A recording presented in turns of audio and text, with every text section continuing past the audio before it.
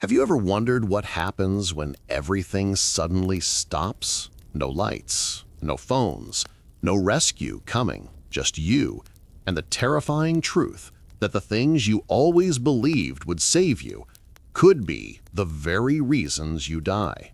Before we begin, welcome to TSF History.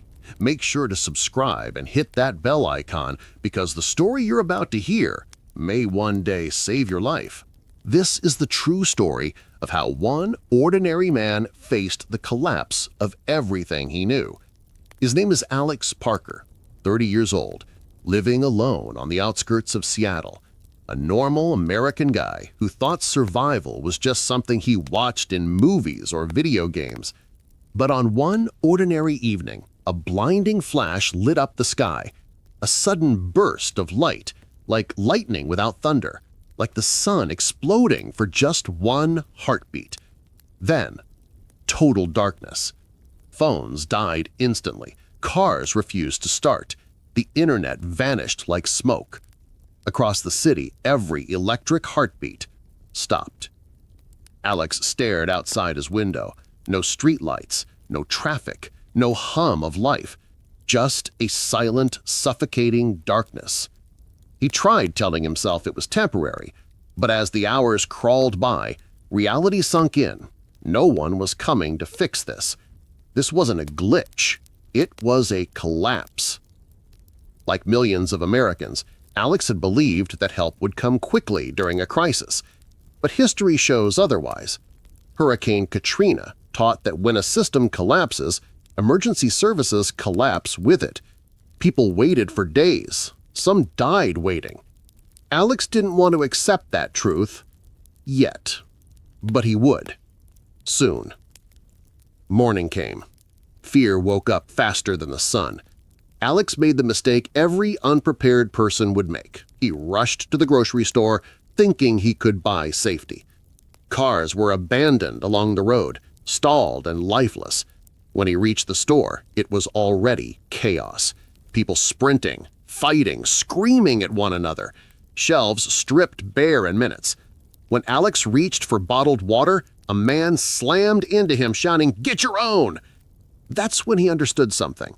When survival becomes a competition, humanity is the first thing that dies. Alex returned home with just 2 cans of beans and a bruised arm and a painful lesson.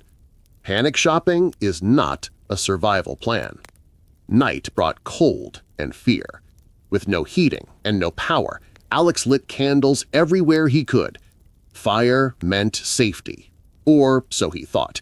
But in a city filled with terrified, hungry strangers, fire becomes a spotlight, a signal, a whisper that says, "Someone is alive here. Someone has supplies."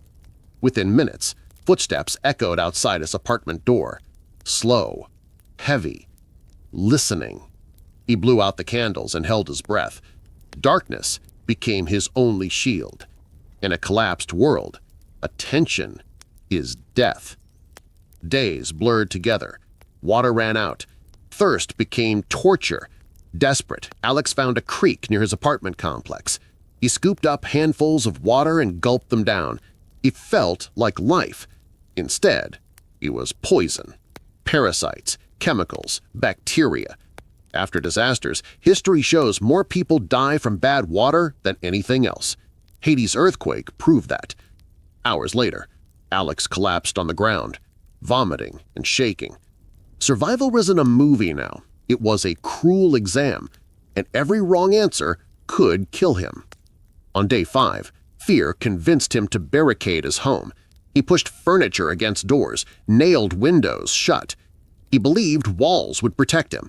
But walls are invitations. People destroy what they want to get through. Houses don't defend you. They trap you. That night, voices whispered outside his door. Fingers tapped the glass. Someone tried the doorknob slowly. He felt his heart beating like a warning drum. Houses are not fortresses. A stronghold becomes a coffin when the world wants what's inside. Later that week, Alex found an old revolver inside a neighbor's abandoned apartment. He thought the gun would make him safe. But guns don't guarantee survival. They guarantee attention. Every bullet is a flare shot into the night, telling everyone where you are. Gunshots outside turned into screams. Then silence. Alex realized something important. In a world where violence rules, invisibility is the greatest weapon. As hunger grew, loneliness nearly killed what was left of his hope. He finally understood one brutal truth. No one survives alone. Humans are pack animals for a reason. Together, we build civilization. Alone, we fade like smoke. When Alex finally opened his door, cautiously and trembling, he found 3 neighbors helping each other. An old nurse named Mrs. Carter, a former Marine named Ethan, and a smart engineer named Sarah. Skills, strength, support. Together they had a chance. Alone, they were victims.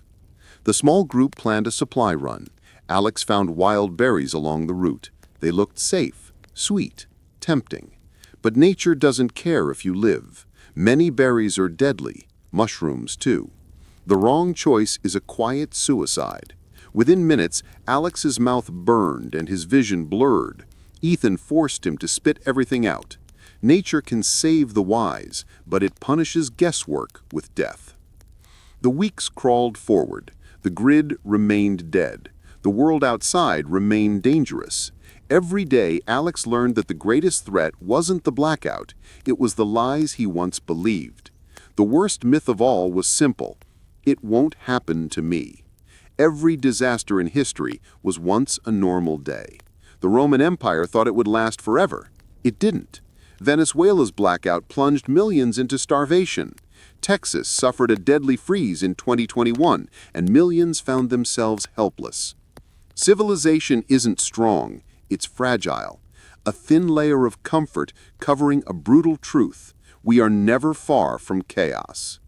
Alex changed. He stopped waiting for rescue. He stopped believing in luck. The collapse had taken everything from him except one thing: the will to keep going. He learned that survival is not about guns or strength or courage. It's about preparation. It's about clean water. It's about community. It's about humility.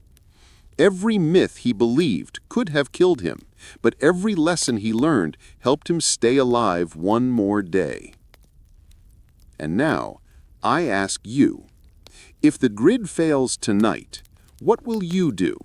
Will you be ready? Or will you be another victim of the myths you trusted? Because the truth is simple. The world can go dark at any moment, but the real danger is not the darkness. It's being unprepared when it arrives.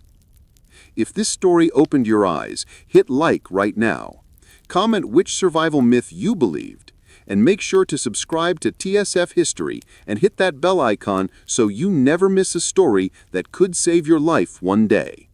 This is TSF History. Stay aware, stay prepared, and stay alive.